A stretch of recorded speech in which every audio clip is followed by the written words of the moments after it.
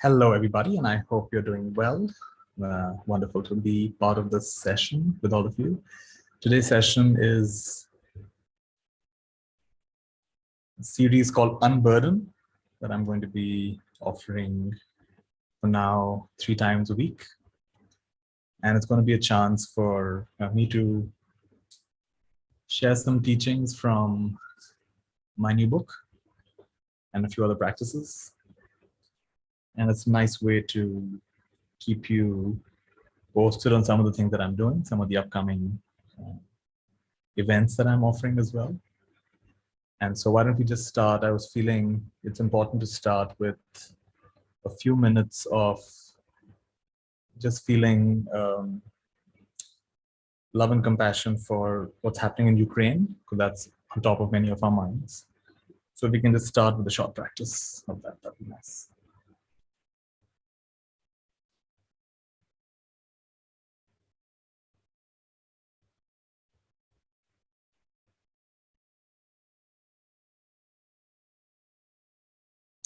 So allowing yourself to feel whatever you're feeling. Some of you are at the end of your day, some of you are just starting your day. It's allowing yourself to feel whatever you're feeling. And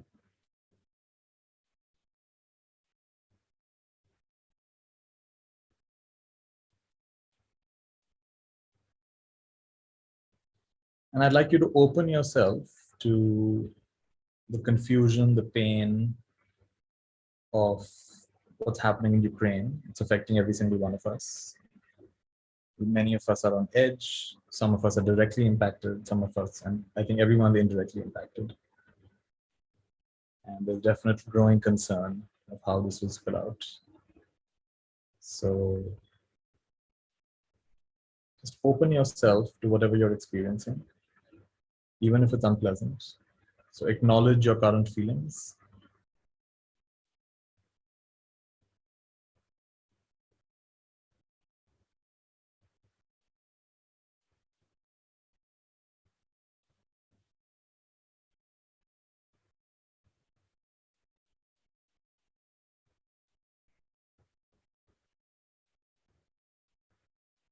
And having opened yourself and acknowledged whatever you're feeling, now just ventilate. And by ventilate, I mean breathe in, breathe out. Breathe in, breathe out. This is a beautiful Tibetan practice called Tonglen. So breathe in all this pain, and comes to your heart, where it instantly transforms into light and blessings and compassion. So I breathe in all this confusion, all this darkness, all this pain. It comes to my heart. And in my heart, in the heart of my heart, is something that is never touched, never limited, never constricted. My true nature is forever free from whatever is happening. So breathe all this into my heart of hearts. It gets instantly transformed. And I breathe out instant relief, calm, peace, blessings, and infinite compassion to everyone involved. Everyone involved. So see if you can practice this. Breathe in pain, breathe out relief. Breathe in pain, breathe out relief. Breathe in pain, breathe out relief. And if for any of you that's too hard, just breathe in your own pain and breathe out relief for yourself. Let's practice this for a few minutes.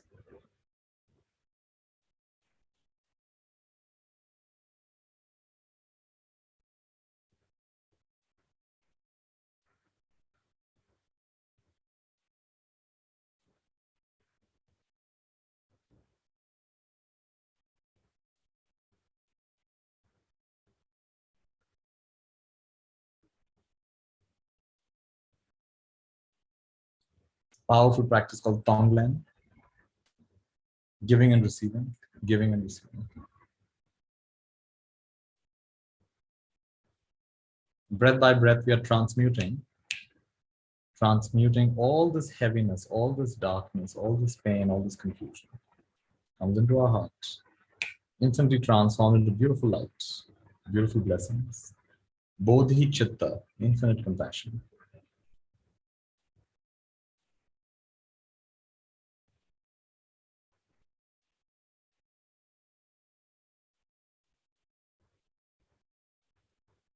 It's okay to do this practice imperfectly. Breathe in the imperfection. Breathe out relief. Just the fact that we're taking a moment to shift from fear to love, from mind to soul, is itself incredibly powerful.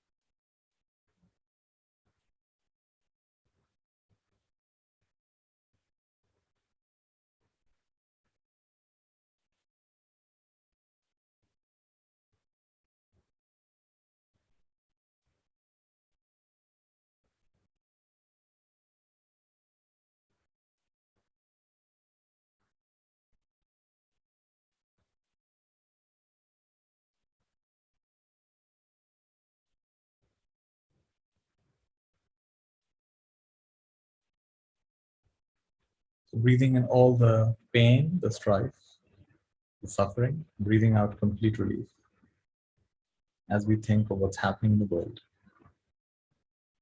All the confusion, all the upheaval, all the distress, all the sorrow, lamentation, pain, grief, and despair. Breathing it in. Breathing out complete relief.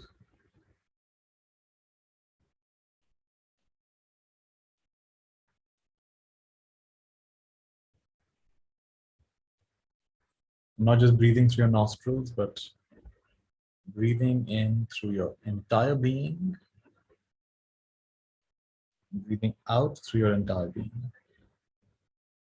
You identify less as a body, more as a presence, energetic presence, a portal of grace, portal of compassion. God in clever disguise.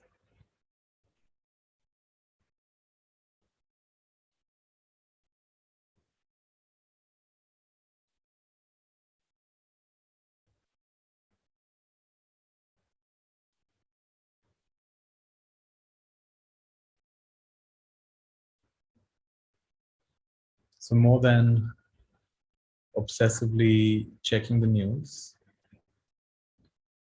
even a few minutes of Tonglen practice, breathing in, breathing out, breathing in, breathing out, will be very nourishing for you, will be a beautiful thing you can contribute at an energetic level to what's happening.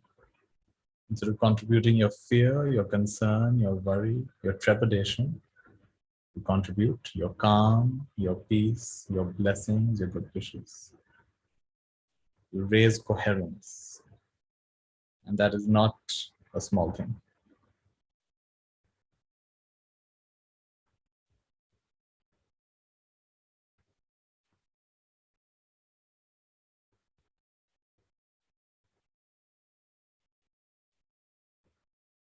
For the next 1 minute, continuous blessings to everyone affected by the Ukraine crisis, starting now.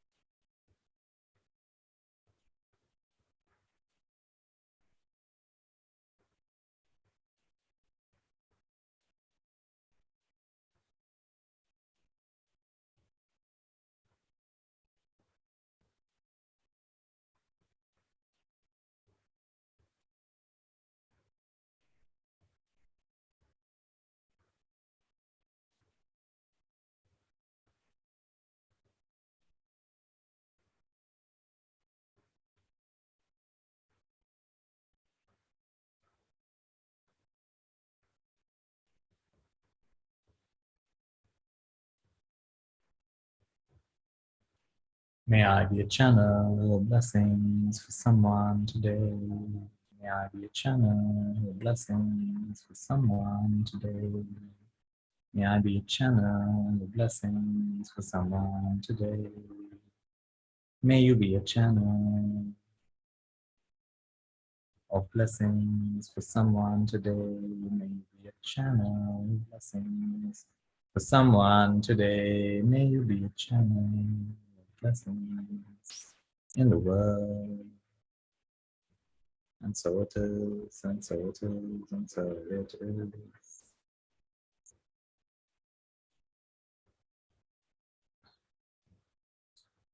Very nice. Whenever you're ready, you can open your eyes. And I'd like to do a small reading from the book Unburden. So maybe it'll be nice to get a random page number. And the first person who types in the chat, the YouTube chat, page number, we have the last number. We have 206 is the last number. So something below 206. And I'd like to do a small reading. Just put it in the YouTube chat.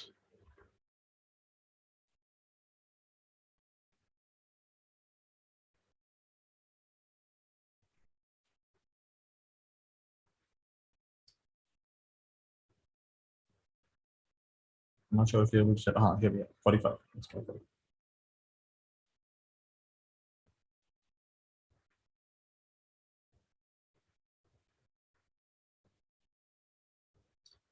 Once there were two sadhus meditating in two different parts of the Himalayas. 30 years had passed.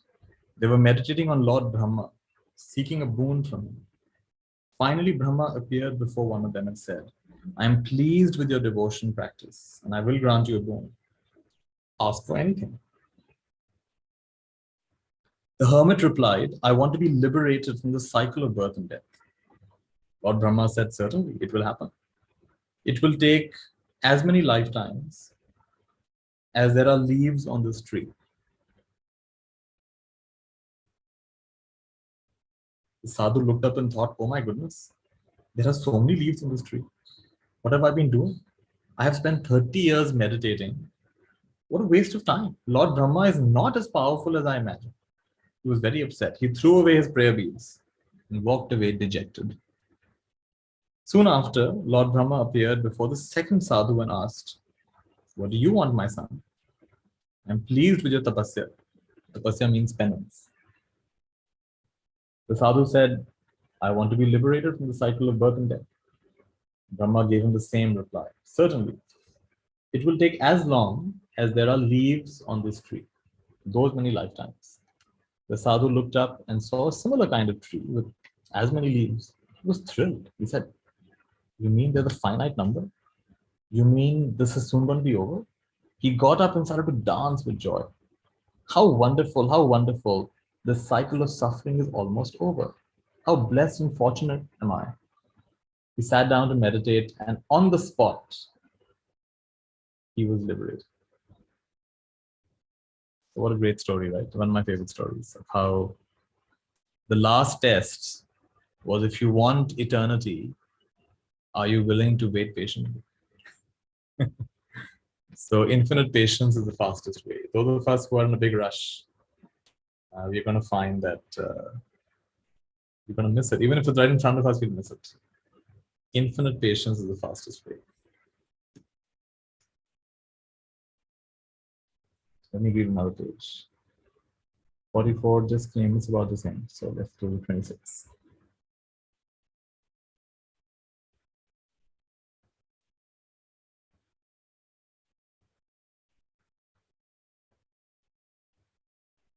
As a teenager, I came across a teaching that said, whatever quality I see in anyone is in my own self as well. I found this ridiculous. I would think, hey, I don't have that quality. But now when I slow down and really examine myself carefully, I say, is it really true that I don't have that quality?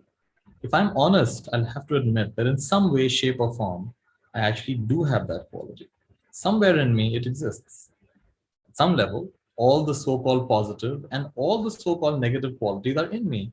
So reflection essentially means That whatever is showing up in our experience, we don't resist it. We meet it with acceptance. I've seen people sometimes saying, that's just not me. I'm not like that. But the deeper understanding is that you have all traits. And what you focus on expands. Your consciousness is not limited where it says, oh, it can never feel anger, it can never feel fear, it can never feel dejection, it can never feel horror, it can never feel joy or bliss. Your consciousness is mirror-like. It will reflect everything. So it creates a lot of pain within us when we feel, oh, I'm not like that. And that's not the way I normally am. That's not, how is it happening? Because you've identified yourself with some things. And that is part of the process of growing up. You realize that you are capable of all things. And that doesn't mean you should do all things. It means that we are more mindful of what we give our attention to. We train our attention muscle. We see what's wholesome, what's joyful, what's beneficial. I like this example. There's a man who's been married for 20 years. And he's always criticized his wife for being late. He grumbled that she's always half an hour late for just about everything. He frets and fumes as he waits for her each time they have to go anywhere together. If we were to tell him that he has also been consistently late, he would probably deny this accusation and assert that he's never late. But you see, he has been 20 years late in accepting his wife, in understanding that this is just the way she is. In this context, Ho'oponopono, the Hawaiian practice, can work beautifully. Whatever we encounter, we meet it with 100% responsibility and say, I'm sorry, please forgive me, I love you, thank you. This is far from resistance. Resistance is, why am I like this? Why are you like this? Why is life like this? This and other thoughts that lead from there. This wouldn't be happening, couldn't be happening, this shouldn't be happening, those kind of thoughts. So it's a way to break that cycle by being present and responding from a place of openness and welcoming.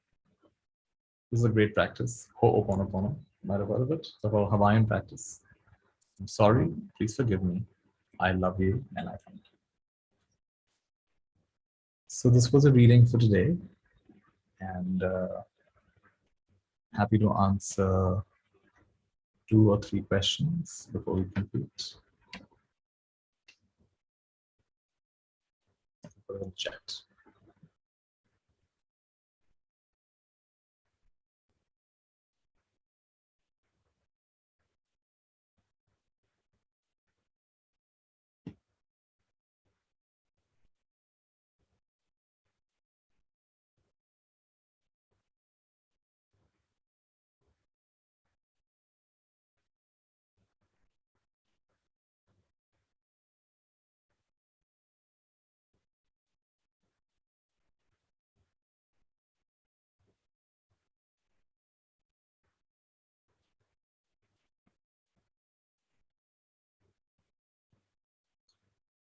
All right, give it another 30 seconds. Are there any questions? Otherwise, we will begin to conclude for today. Doesn't have to be a question, could be a reflection as well. Something you experienced from this session.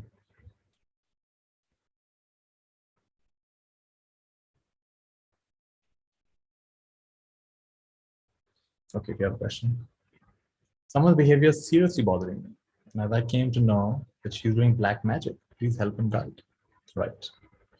So black magic will work to the extent you are identified with your mind and body. Right? Black magic will work to that extent. There are 3 ways in which you can reliably protect yourself from black magic, and they are increasingly more powerful.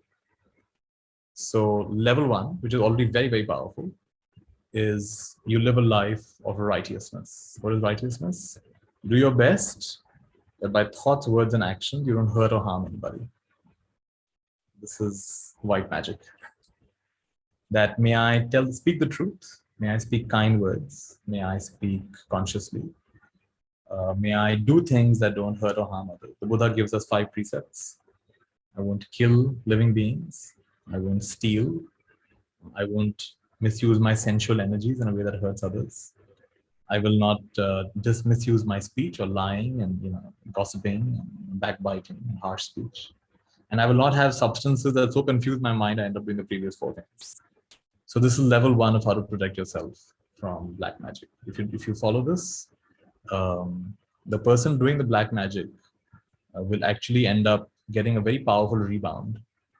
So don't underestimate this first one. It's a huge one. And we have, I mean, I don't want to get into too many stories, but there are examples in Thailand where I used to live. There are a lot of people practicing black magic, but those who practiced this, the Shila, the basic precepts, untouched by it. In fact, it often really badly rebounded on the person who did it. That's the first level. Level two is even more powerful. It has to be done with the foundation of level one. So with the foundation of, it's called Kusalasa Chitta Ekagrata. What is Kusalasa? Kusalasa is wholesome, skillful.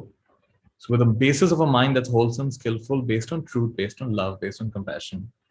Ekagrata. Ekagrata is Pali for Ekagrata in Sanskrit, which is one-pointedness. So develop your capacity to be more present, right? To be present in your body, to be present in your emotions, to be present in what you're doing. Develop your capacity to step out of the hallucination of your thinking and keep coming back to the clarity of now. And yes, we're not saying it's easy, but let me tell you, it's a lot easier than living a life that's totally delusional. So yes, it's hard to change a habit pattern, but it is the most powerful thing when it comes to a wholesome state of being. So being more present, and you develop your samadhi, your capacity for samadhi, again, you're powerfully protected from all such things. In level three, and this is the deeper level, when you start investigating the nature of yourself. So thoughts come and go, emotions come and go, experiences come and go, sensory experience comes and goes. So if it's all coming and going, then where is the I here? Where is the mind here? What is there to hold on to here? What am I believing to be I, me, and mine? Is it really static, or is it constantly changing? Influx. The more you start realizing that this is it's a set of causes and conditions flowing on. It's not a solid entity the way we imagine. Then that black magic has zero effect on you, because that black magic has to have something to be pinned on. Can you do black magic on space? Can you do black magic on the sky? Can you do black magic on the elements? You can't. You only do it on an individual. So the less you identify with the momentum of this body and mind, you are automatically protected from all of these things. So these are three levels at which you can protect yourself. And a deeper thing that I want to say to you is just decide that anything that's happening in your life, whether you call it black magic or people on your side or against you, just make a deeper decision that this is all part of your curriculum. This is, life is not happening to you, it's happening for you. It's happening for your awakening. It's part of your curriculum. Like, for example, that experience might have led you to attend today's session, who knows? And be open to what I'm saying, who knows? So in a way, that person has given you a gift. In a way, that person has helped you grow, in a way, right? Even though it's not pleasant. So the more you start seeing that life is your teacher, life is your mother, life is your guide, and you are life's favorite child, God's favorite child, then you will lose all these fears. And you will say, bring it on, bring it on. Right? So in this way, we train ourselves to go from being spiritual warriors to being spiritual warriors.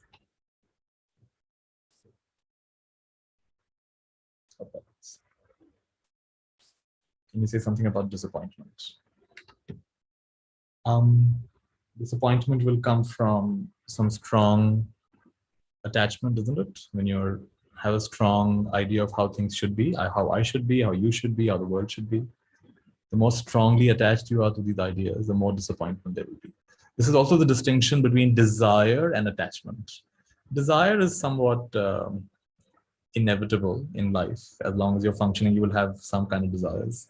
Like right now, I have a desire to answer your question or to show up and share what I've learned. That's also a kind of desire. It may not be a very unwholesome desire, but it's a desire. Now, how much attachment is there to my desire? Right? So if I'm very attached to my image, and for whatever reason, let's say my internet doesn't work today, my phone doesn't work today, my laptop doesn't work today, I'll be so upset. Oh my goodness, I couldn't do. I promised to do the session, and I'm not able to do it. Oh my goodness, it'll really bug me. I'll be very disappointed, very upset, very angry, upset at the internet company, upset with my electronics. So it's a desire, but the suffering actually comes from attachment, not so much from desire. Suffering comes from holding on tight. When you hold it light, it's an intention. When you hold it tight, it's an expectation. Desires held lightly, intention. Desire held tightly, expectation. Disappointment comes from expectation, not from intention. So the short way of saying this is, man chahi ho to acha, na ho to aur bhi acha. If I get what I want, that's good. If I don't get what I want, that's brilliant. Because I trust that life is happening for me, not to me. And the other deeper one about a disappointment is, like when I disappoint someone, best of luck going through life without disappointing anyone. Even if you're a people pleaser, you'll end up disappointing people. So what I've learned is when I disappoint someone, in a way, I appoint them. How do I appoint them? Because they got disappointed with me, they got disenchanted with me. So I appointed them as the main authority is themselves, to trust themselves instead of trusting me. What a great gift I've given to people. So while it's wonderful to help people, support people, it's even more wonderful to liberate people. So in a way, that's a gift. When I disappoint others, I set them free to follow their own inner guidance, to follow their own values, to follow their own inner navigation system.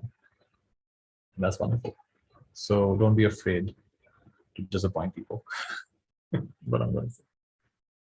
One last question I'll answer. Does surrender mean choosing a thought that feels good? No, surrender actually means not choosing. Surrender is choicelessness. So surrender at a deeper level is giving whatever you want to call it, God, life, dharma. You give that the choice. And you shift from choosing and controlling to observing, watching, and allowing.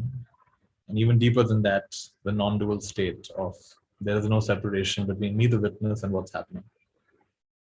So surrender means trusting the flow of life.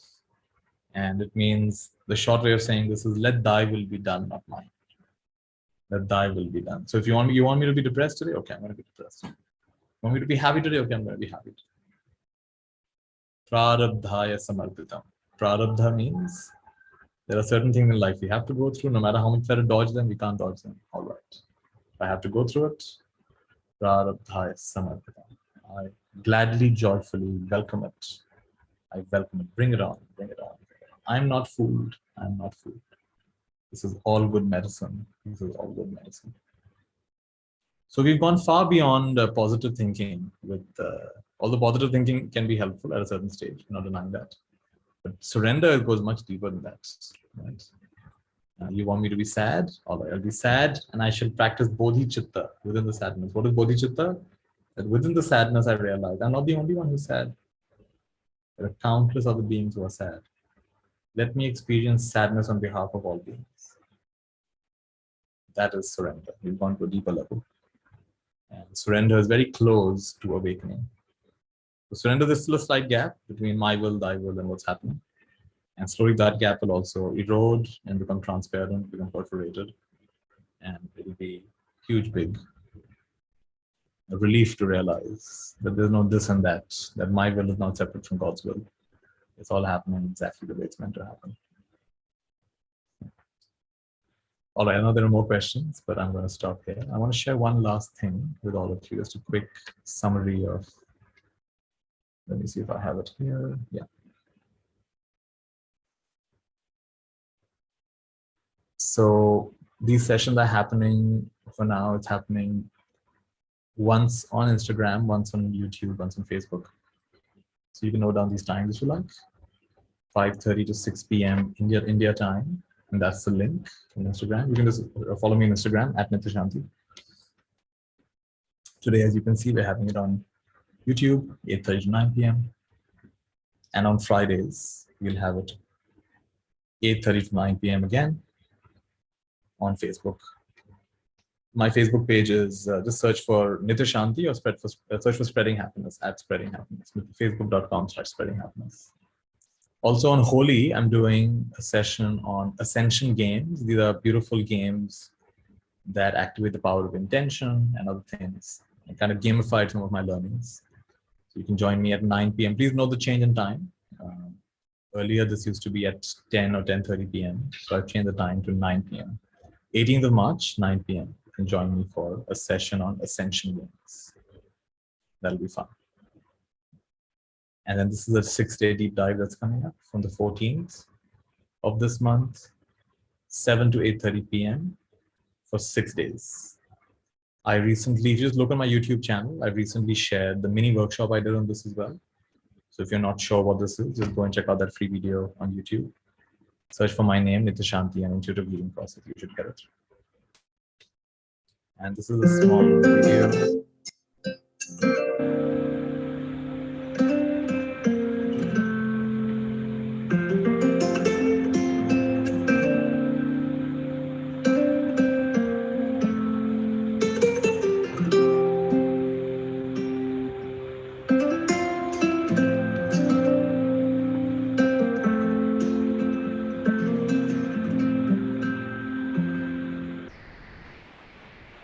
So that's something I'm doing 6 days a week. You're welcome to join.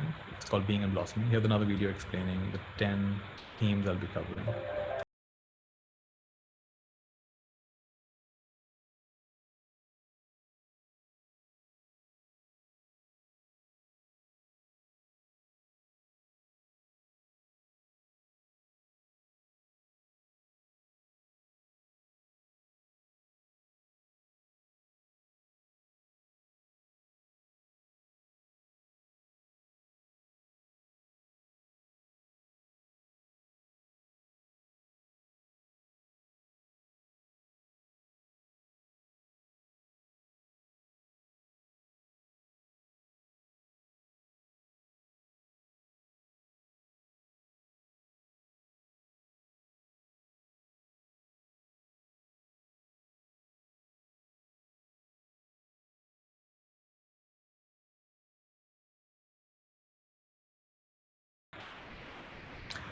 So if you would like to join this, just go to, or just learn more about this, go to nithyanti.me/bb.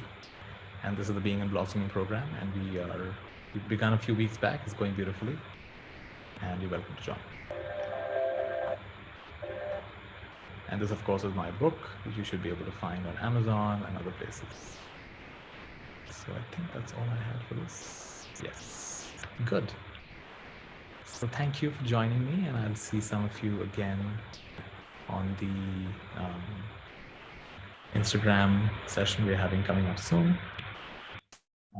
Lots of love, blessings, and we do a beautiful symbol called Mayurva. Most of you notice the symbol behind me. We're going to draw that with our hands. So you can have that. A nice big heart. Multiply by infinity 3 times.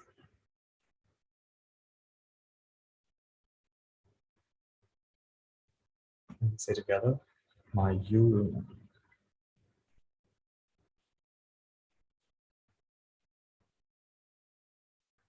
Good. I enjoyed being with all of you. Have a lovely day, evening, wherever you are. Goodbye.